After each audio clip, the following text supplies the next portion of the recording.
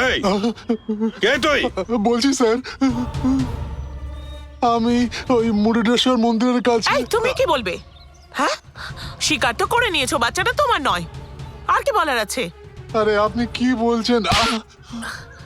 Rascal, তোমার এত সাহস এই বাড়িতে এসে নিজের বাচ্চা নামে মিথ্যে বলছো?